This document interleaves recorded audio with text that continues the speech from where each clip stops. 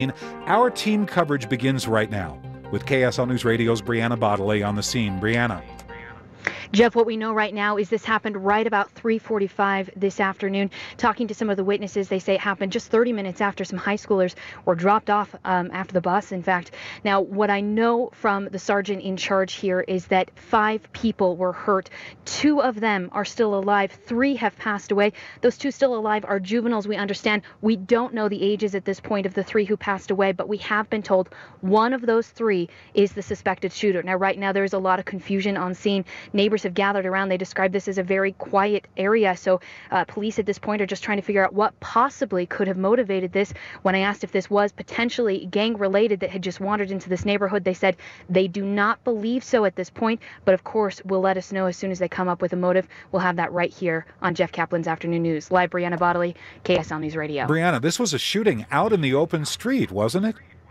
It was, in fact, one of the witnesses described seeing a vehicle actually riddled with bullet holes. Now, I have to tell you, this has not been confirmed from police. This was a witness account. They're not telling us too much about what happened actually on the scene, just that it was right in front of a home.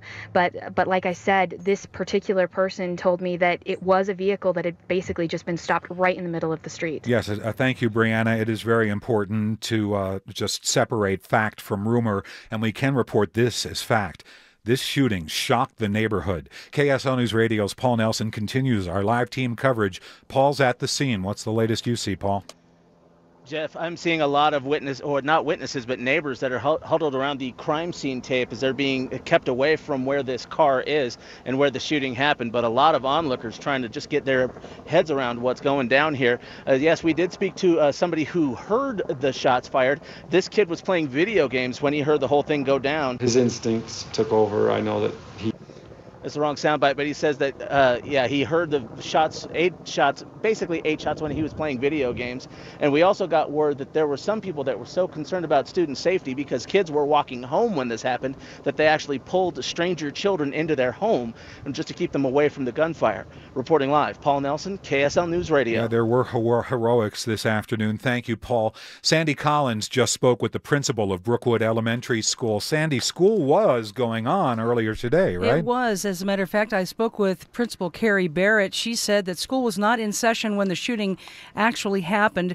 I asked her if she was aware of any students who may have seen the shooting or been around it, and she said at this point she did not know of any. But tomorrow is the last day of school there at Brookwood Elementary. They were planning to dismiss early at 1 o'clock tomorrow. Barrett says there will be many grief counselors on hand at the school to help the children understand what happened and to deal with their fears. So Carrie Barrett telling us that it was all new to her as well, and they were fielding all of the information and trying to answer as many questions as they could this afternoon. So many questions this afternoon. We've told you what we do know and what we've found out at the scene. So much of this is what we don't know. Why did a gunman or woman open fire seemingly in the middle of the street, a block from an elementary school, an upscale Sandy neighborhood? What were the circumstances of the shooting? Were children witnesses? What is the condition of the 2 surviving victims? They've been taken to the hospital. The ID of the dead victims, the suspect. I'd imagine at this point detectives are trying to build a narrative of what happened before they talk to reporters in detail. In the meantime, we're relying on eye and ear witnesses near the scene. Stay with us for the very latest here at KSL News Radio. KSL News Time 5:34.